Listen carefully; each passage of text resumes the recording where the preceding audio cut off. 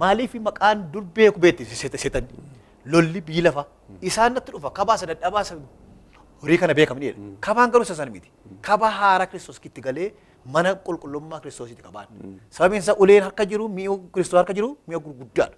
Kana gaafa itti mul'isu baqata. Gaafa sana gahee mucha guddaan naa kenname faarfannoonni sun hundi isaanii waa'ee Musee aduu dhaabee irratti geebinoo irratti balolon olaa ulee isa ol kaasee Iyyaasuun jedhee aduu dhaabe gaafa faarfadhu hundinuu an har'aa dhaabatan. Naannoo kooti. Sababiin isaa sagalee Waaqayyoo humna guddaa qaba.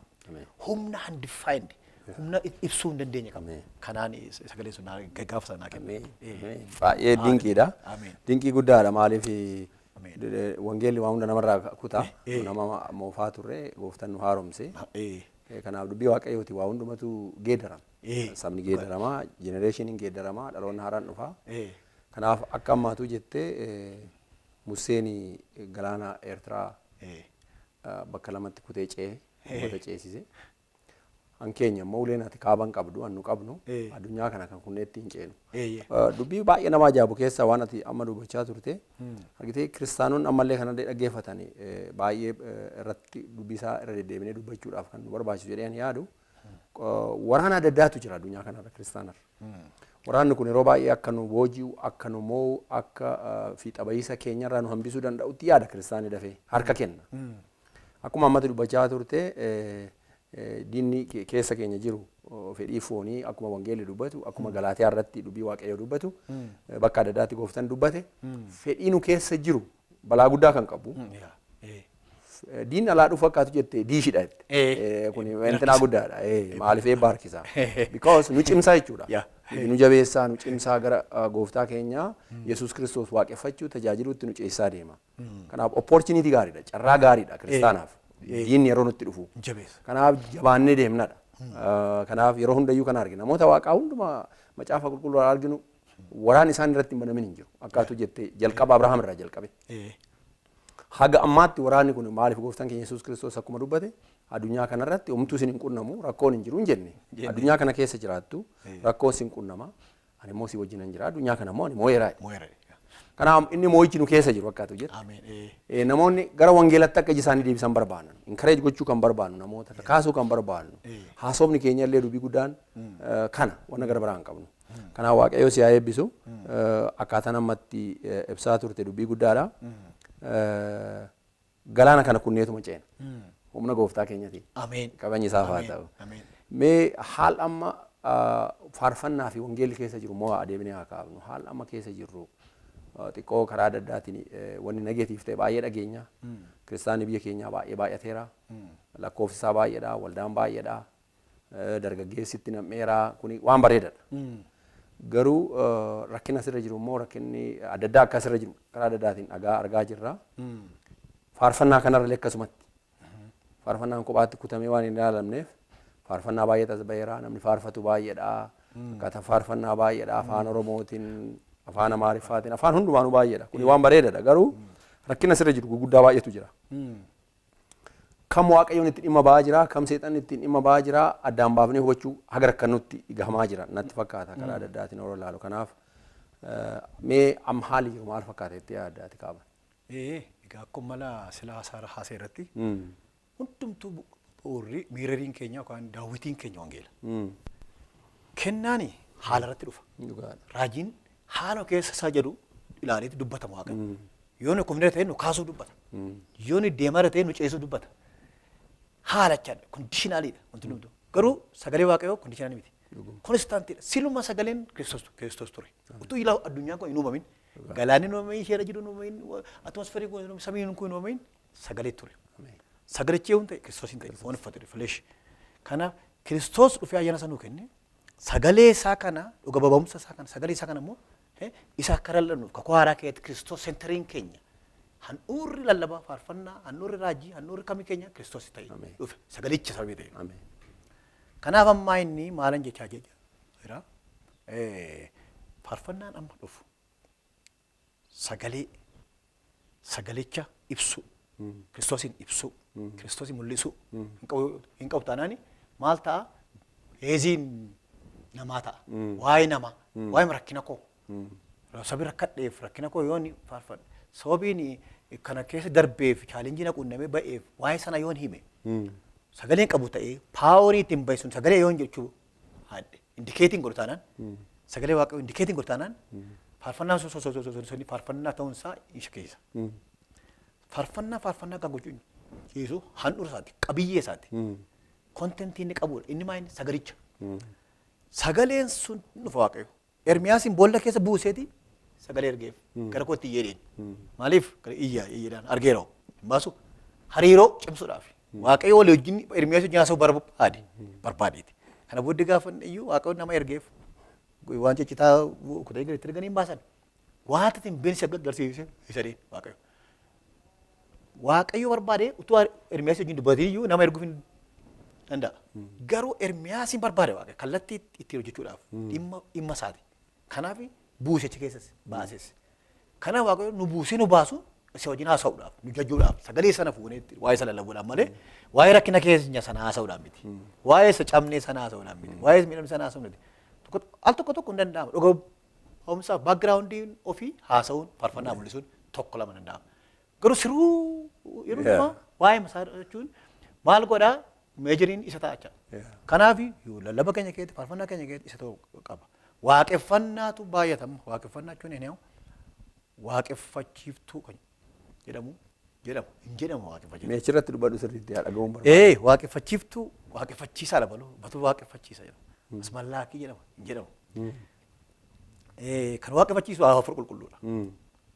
Kan itti waaqeffannu immoo ayyaana isaati. Namni ayyaana waaqa hin qabne waaqeffatu.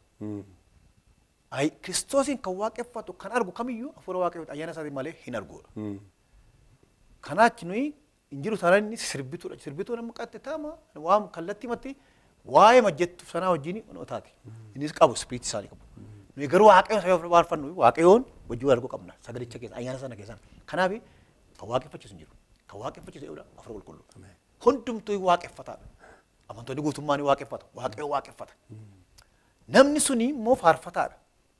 Akka qaama tokkootti kennaan kennameefi yoo dhuguma faarfannaa qaba baate faarfataadha. Hin qabu taanaan garuu faarfataas miti waaqeffataas miti. Waaqeffachiisus miti. Maqaa waaqeffachiiftuu hin jiru barsiinsa macaa qulqulluu. Irra ilaalaa. Abaluu waaqeffachiiftuu kennaa waaqeffachiiftuu namoo never ever hin jiru. Kennaa faarfannaa malee. So waan macaa qulqulluu hin jirre hin jennu. Macaa qulqulluu beeziin keenya jechi keenya haasaan keenya keessatti madaalamu sagalicha. Sagalee waaqayyoon hundoofne haasofna. Abaluun nutu ba'ee faarfatama yoo jenne sokkee. Waaqayyoon faarfata waan ta'eef nus waaqa inni qabu sana qabna waan ta'eef waaqeffannaa hafuura tokkoon taane hafuura tokkoon gubaa'een tokko hafuura tokkoon hafuura qulqulluudha garaa tokko gaafa waaqeffannu waaqeffanna. Maayini waaqeffachiisa miti waaqeffachiisa jechuun heeris opereetii jechaadha. Maashinii jechaadha walitti opereetarii jechaadha miti. Silumaa namni waaqayyo waaqeffachuu dhufe hafuura qulqulluu waameera nama kana akka waaqeffachuuf garaansa qophaa'eera namni sun immoo faarfannaa isa faarfata nummoo isa wajjin faarfanna. Tasol malee jechi kuni wal faalleessa jechuudha. Waaqayyo si haa eebbisu. Dubbii guddaa nama akkamitti faarfannaa waan itti fayyadamnee faarfannu miti qabiyyeen isaa maalidha? Qabiyyeen dubbii sanii maalidha? Asirratti maal argita amma dargaggeessa jenereeshinii amma jiru irratti maal argita kaaba mee maal godhuu qabullee itti deebina asirratti eerariin jiru rakkinni jiru maaliif yeroo wangeela barsiifnu false teaching jennee barsiifna yookaan barumsa sobaa as the same thing kunis akkuma sani maaliif fakkaatee wangeela fakkaatee kan faarfatamu baay'eetu jira asirratti mee waan ati jechuu barbaaddu maaltu sobaani jira macaa qulqulluu madaalama furan kan sirsinaa yoo dhiifne isa gaarii dookaa dhiifne. Gooftaan Kiristoos akka gaafa qamadii sanaan inni haamnaa naani isaa aramuu ingiridaana keessa aramna naani aramaa dhoowwe sababiin isaa fayyaa dookaa aramama buqqaa Maaliif maal haa ta'u ree gaafa dhumu dhumarratti gaafa bakka sana. Egaa nu dhuman keenya gaarra haruu walitti himna waan ta'eef. Maa inni kan mul'atu raajii sobaan, lallabaa sobaan, mul'ata sobaan, farfa sobaan jiraata. Sobaa jechuun kan agarsiisu sobaa jedhee kan keessa baasu maal godhaa sagalee waaqa godha ala ta'udha. Maleessa namni fayyaa uumame akkuma keenya uumame baata. Namni dhugaan deebisuu sobuu danda'a yoo irraa kaate sagalee waaqa kana maal jedhe waa'ee kana dhaabadheen hira. Hanse'u of eeggatu of eeggatudha. An dhaabadheera jedhu of eeggodha. Maal jechuudha akka hin kufneef jechuudha. Maaliif kufaatiin jirachaadha. Naannee jirachaadha. Malee dhaabatee maaf miti namni. Yoo keessatti of eegdu sagalee waaqoo kan akka daawwitiitti ganama galgala yoo keessatti of ilaalee dhuwaati namni fuula isaa irratti gaafa argu waa ofirraa argamni ganama. Akkanuma tajaajila keenya keessatti qulqulluu keetti ilaalle keessaa waa garee ganna. Fuunee hin keessattuu namni keessatti hin argin. Kanaafi waaqeffannaa keessatti maayini agarsiisu tokko hin argamaa. Calaqqeen tokko hin argamaa. Namni gattaa'ee sagalee haaraa faarfannaa haaraa barreeffatee faarfataan cimaan horii ta'uu dhaabeera. Sababiin isaa simple way deema. Maal godhaa sabi OF jennaan sabi waaqeffatee jennaan jedheeti wanta isa ho'isu YouTube irra taa'ee miimooriidhaan funaannatee taa'ee earphone fixee shamadadee kanuma qoqa hormaatatee ol galu qormaatatee ol galu. Qormaatuma kan qayyabatan jiru tokko nooleejiidhaan qayyabatu moo jiru barataa lama jira. Tokko qormaatuma qayyabata. Maal qormaatti bisu waan baradhee gatan isheetitti. Tokko immoo jalqabuma qayyee barsiisaa gaaf jalqabe qayyee duukaa jira is nooleejiidhaaf. Tokko tokko har'a gaafa faarfannaa maal godhaa YouTube irra taa'ee miimoorii keessa earphoneedhaan fixee shamaddalee fixee ba'a. Ba'ee walitti qaqqaxxaree hunda isaa faarfata. Sabi oofuudha isaaf kan barbaadu malee seentariinsaa destiniinsaa sabi gammadu sabi utaaluu sabi wanna ta'udha. Garuu kana miti. Ergaa waaqa maal na keessa kaayedee akka agalga'ee tokkotti faarfata tokkotti beekuu qaba. Saba kanaa maal na keessa kaayedee kadhachuu qaba. Waaqa biraa fixuu qaba malee miimoorii irraa fixuu qaba. Miimoorii kan yeroo akka firiijiiti. Midhaan firiijii keessaa wayii namaa kennu jechuudha. Yoo garuu jilba isaa kana maanni tuufeessii kana sakka'ee waaqayyo harka waan baay'ee rasiif godhata. Isu durii keessa jiru iyyuu faarfannaa deebisee waaqayyo haaressee ergaan saba kanaaf qabu kun har'a kana jedhetti waan danda'a. Faarfannaa haaraa duwwaa miti waaqayyo kan kennu. Isu ni qabu. Deebi'ee kana booddee akka dur caalaatti faarfachuu danda'a. Faarfannaa durii sana. Maaliif har'a saba kanaaf ergaan isa kana waan ta'eef akka durii caalaatti faarfachuu danda'a. Lammaffaan waaqaan moodhee amma faarfannaa haaraa kennuu danda'a. Faarfannaa jechuun raajii of keessaa qaba. Hiilingii of keessaa qaba. Lallaba of keessaa qaba. Faarfannaa jechuun ergaa ce'ii of keessaa qaba. Ergaa dhaabbadhu ilaalii of keessaa qaba. Ergaa dammaqee of keessaa qaba. Faarfannaa keessa kontentii meeqa keessa jira. Sababa gabiinsa faarfannaa wangeelaa raajiin guddaa wangeela. Achi sagalee gaafa faarfannu waa meeqa laannaaf jechaadha. Kanaafi emotionally miiraan kan nu balleessinu waan baay'eedha. Kan ammoo guddiftuudha isa qabutu hoogganaa churchichaa yookaan luba soortuu waldichaatu walitti himuu qaba. Kanaaf gooftaan lama lamaan kan inni ergee bartoota sana akka isaan walitti himanii akka isaan walii ganiif kophaa fi kennaan hin kufa. Dubbachuu duwwaatu hin ta'in immoo har'a dhaggeeffachuu qabna waan namni nuun jedhu. Gooftaa Yesuus Kiristoos waaqaan mana ga'u namni maal fedha jedhe. So dhaggeeffannee mudaa keenya yookaan hir'ina keenya obboleessa keenya irraa dhageenyee of qaraa deemuu qabna. Kan mul'atu miirri mul'ataa jira. Dhugaanis immoo keessaa kan argamu immoo jira. Baay'ee waan guddaadha kun maaliifi har'a haalli argaa jirru waldaa keessatti argitee dubbii waaqayyoo baay'ee kabajni qabnu dhaggeeffata barbaanni qabnu baay'ee gadi bu'ee jira akkatu jette bakka isa fudhatee kan jiru waan biraati. Miiran guutamanii waldaa keessatti baay'ee yeroo dheeraa asirratti fixutu jira. Mee waa'ee kanaaf fakkeenya guddaa ta'u waliin dubbachaa kan ture bara riformeeshinii luuterni fa'aa akkaataatti faarfatantu jira. Fakkeenya guddaa ta'ee yaada warra dhaggeeffatan warra faarfachuu barbaadanii waa'ee maa kanaa nu kaasime.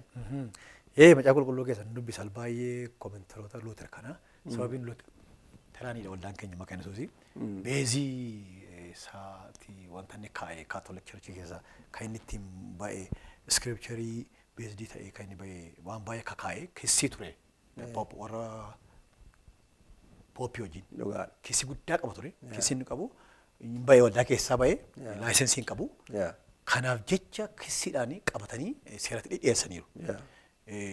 Bitatee xabakaa bitatee maal bitatee hundumaa isaa dhiyeessanii qabu. Garuu hundumaa dhoowwanii faarfannaa isaati kan Luuter kan paawurfuulii ta'e biyya sana keessatti Yurooppii keessatti kan inni ittiin kaatolikii dachaase Roomaan kaatolikii kan inni ittiin raase faarfannaadha.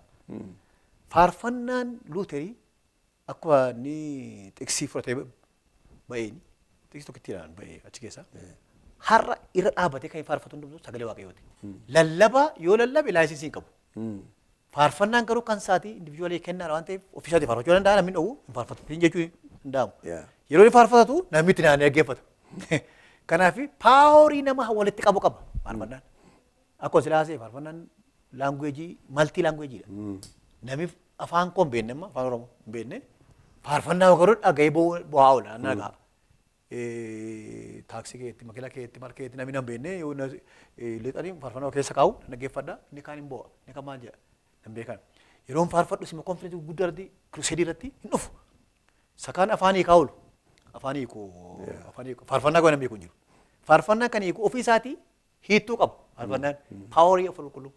So Luuter kan ittiin dachaase Roomaan kaatolikii kan ittiin dachaase faarfannaadha. Hundumaa dhoowwanii maal jedhanii seeraan cufsiisanii faarfannaa isa dhowwuu dadhabani.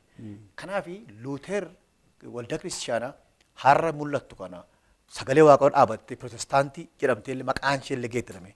Waldaa warra wangeelaa jedhame evanjelikaal jedhame kana kan ittiin hundeesse wanti guddaan faarfannaan sagalee waaqayyoo keessaa luqqifatee ittiin faarfatuun namni duukaa yaa'e. Kana irraa dhowwuu hin danda'amu jedhee danyichi. Faarfannaa isaa kan isaati waan ta'eef dhowwuu hin danda'amu. Sabaan immoo biraa deebi'ee jechuus hin danda'amu erga isaanii ta'ee samii duukaa yaa'a lafa jejjee dhaqu dhaqaa hin faarfata lafa gabaatti hin faarfata eessatti hin faarfata. Kanaan Luuterii hamma ajjeechatti illee yaalanii namni isaan keessaa namni baaseera. Waldaan kiristaanaa kan isheen bal'attu har'ayyuu hundeen waldaa kiristaanaa faarfannaadha. Aartiin akka inni humna qabu biyya lafaa keessatti beektu, miidiyaa keessatti beektu, miidiyaa garaagaraa keessatti aartiin humna qabu. Hoteeluma tokko keessatti illee yoo muuziqaa tokko bananii namni dirrisee dhufeeti waa dhugaaf. Muuziqaa just ordinary. Muuziqaan sagalee waaqayyootiin dabaalee hojjetame ba'uuf tokko immoo akkootti sagalichi humna qaba siluma muuziqaan kan itti dabalamu faarfannaan gaafa faarfanna ta'u faarfannatti galagalu hundinuu dhaggeeffata. Nama baay'een beeka nama gooftaa fudhatu utuu faarfadhu nama fayyee utuu faarfadhu gurri baname nama dhufee boo'ee amantii keenya kan ta'e fayyeeraa kan ta'e iddoo akkasii uree wana waraana utuun si wajjin utaaluu na kee bayee akkasin ta'e jedhee fudhatu gooftaa fudhatu. Kanaaf faarfannaan akka salphaatti miiraan har'a ilaallu kana miti akka salphaatti immoo nama oyisuuf waa oyisuuf yookaan buusii ittiin fuudhuuf kilaasikaalitti ilaallu miti yookaan waan tokko miti faarfannaan humna jiran keessaa humni waaqayyo keessatti inni guddaan faarfannaadhaan. Dhugaa. Waa'ee Luuterni dubbachaa turre riformeeshinii waldaa kiristaanaa keessatti waaqayyoon nama waldaa karaatti ittiin deebise dubbii isaa riistoor ittiin godhe Luuterni akka ta'e namni beeku. Luuterni ittiin beeknu baay'ee nama iskoolarii guddaa akka ta'e beekna. Tiyooloojiyaanii akka ta'e beekna. Ati immoo nutti himaa kan jirtu amma faarfataa beekamaa ta'uu isaa namoonni illee akka dhagahan barbaadaa kanan maaliif bara san rakkoo guddaa keessa akka ture mana hidhaa baay'eetti akka deddeebi'aa ture mana murteetti deddeebi'aa ture. Of course laayisansii hin qabu ajjeechaa guddaa xurra ture rakkina guddaa bu'aacee baay'ee keessa bahe. Garuu faarfannaan namoota baay'ee biratti wangeela akka ergaa dabarse namoonni baay'een hin beekani. Kanaafan si kaasuudhaaf yaadinatti maa turte. Kanaaf wangeelli asirraa maali dubbii guddaan namootumti abboonni kanaan dura turan jalqabarra. Faawundeeshiniin isaan kaan faarfannaa illee yoo ta'e qabiyyeen isaa wangeela akka ta'e miiran akka hin taane kananatti maa jirta kanaaf waaqayyoon si haa eebbisu barri sun bara guddaa bara namoonni keessatti qooda guddaa fudhatan bara namoonni itti gatii guddaa baasan nama wangeelatti ilalaman riidhi bara keenya illee akkasuma ta'uun irra jiraata jedhee yaada maaliif sirraa waan guddaa baraa jirra yeroo si ilaalu nama wangeelaa ta'uu kee nama simplii ta'uu kee nama wangeela lallabuu ta'uu kee nama gooftaadhaaf bakka guddaa qabu ta'uu keen sirraa arga yeroon dhuunfatti illee si wajjin haasa'u ulfinni kabajni waaqayyoodhaaf haa ta'u. Kanaaf haal amma biyyi keenya keessa jiru kiristaanni faarfannaan keessa jiru akka rakkoo qabu argaa jirra. Kun egaa dubbii waaqayyootiin kamaa deema jedhee yaadamayyuu. Dubbii waaqaa kana sirreessaa ajjeesti godhaa karaatti deebisaa waldaa baay'ina waldaa kana gara kwaalitiitti deebisuudha. Wanti amma baay'eetu jira. Baay'ina kana gara guddinaa hafuuraan guddachuu kanatti deebisaa adeema jedhee yaada. Hoo akkas hin ta'in rakkoo guddaa ta'uu danda'a. Waaqayyoon garuu kan akka bakkatti deebisuu nan abdadha. Mee wanni biraa wanni irratti dubbachuudhaaf silaa barbaachisaa ta'ee jira jedhee si wajjin kaasuu ani barbaadu. Waa'ee ammaatuu kakkaasaa turte. Waa'ee kennaa amma asirratti kiristaanonni baay'ee rakkoon kan jiru waldaa keessatti kana. Kennaan kun gosa baay'eedha. Kennaa faarfannaan jira. Raajii dubbachuutu jira, barsiisutu jira, maal waan baay'eetu jira. Akkaataan waldaa keessatti wanni kun ittiin administeer ta'u yookaan ittiin bulmaan ittiin qajeelfamu rakkoo baay'een akka jiru waldaa keessa argaa jirra. Asumti illee faarfataa duwwaa miti ati wangeela lallabdaa kiristaanaa nama baay'eedhaaf fakkeenya. Kanaaf waldaa keessatti waa'een kennaa kun waldaan illee ittiin miidhamaa jirti jedhee yaada bakka adda addaatti. Mee maal asirratti ati wanni jechuu ati barbaaddu hubannaan ati qabdu gorsa ati qabdu maalidha obboleessi keenya? Kennaani waaqoo waldaadhaaf kenne waldaa kiristaanaaf kenne namaaf kenne kana kenne hin jiru. Namaaf kenne nan dhuunfaa jaa kennaan dhuunfaa abbichaaf kenname jiru. Taarii nama tokko biraa ta'e ittiin yoo waaqa ittiin hojjete namichi sanaan hojjete akka wanta kan isaa ta'e ittiin boonuu danda'a malee kennaan sun kan isaa miti. Kennaan sababii waaqa biraa kennamu waldaa kiristaanaa kennamu. Waldaa jechuun dhandhaa isaati. Waldaa jechuun immoo nama malee biildingii miti. Namaaf kenname egaa kennaa meeqa baay'ee jira kennaa raajummaa amma kan mul'atu kennaan ittiin gargaaramaa jiru amma kennaa baay'ee jira. Kennaan humnaan nama gargaaru qarshii nama gargaaru kennaa nama o'uu jijjiirra kennaan beennu raajummaa mul'ata hiilingii faarfannaa lallaba paasteringii kanaadha kan beenu. Kennaan xinnaan jiru kennaa guddaan hin jiru. Akka waaqayyoodhaaf dhukkubi guddaan hin jiru dhukkubi xiqqaan hin jiru. Waaqayyoodhaaf salphaadha. Alaazariin kan haasiin haqee. Ammaatti peete. Roosuma yoo isheen tokko immoo dhukkufattee ana goggobaadhaan fiifiriidhaan dhukkufatte ol galee haqee jennaan olmaa gale nani dhukkubi gadi ba'ee isheen ergamuutti kaate. Waa Kiristoosii fi tokko Alaazariin kaasuutii fi du'aa. Du'aa kaasuu fi dhukkuba ammaatti peete osirraa haasuun ana goggobaa fiifirii tokkotti kaasuun Kiristoos tokko. Gatiin isaas tokko gatiin waaqayyoodhaa atuma. Du'aa kaasedhamee Alaazariin kaasedhamee waaqayyoo Kiristoosiif gaafa sana waan kan biraan kenname. Phexroosiin immoo gaafa sana Kiristoosiin amaatii isaa fayyisadhee goggobaa irraa fayyisadhee wanta gatii waaqayyoo galata tokkuma galatuma waa kenname. Kanaaf meejerii maayinariin qaba jala kennaan amma faarfannaan maay akka waan nutti ilaalama akka siimpilii yookaan waama tokkotti ilaalama kennaan raajummaa kennaan fafafii immoo akka ambaasaddaroota ambaasaddarii kennoota ta'anii maaster jetti ilaalame namni ofiisaatti protookoolii qabaate maal qabaate akka riizervii ta'uu barbaada. Kun namatti godhe malee majaa qulqulluu hin jiru. Kun egaa yaada namaati kun ayidooloojii namaati nama daangeessuu hin dandeessu beeviriin nama baay'ee bal'aadha. Namni immoo al tokko tokko ofiisaatti hin barbaada waan barbaadu qaba niidiinsa jireenya isaa namni kan barbaada wanta sappoortii nama waan tokko ta'uu barbaada. Kun egaa maalitiin sheppi ta'a sagalee waaqootu sheppi isa godha.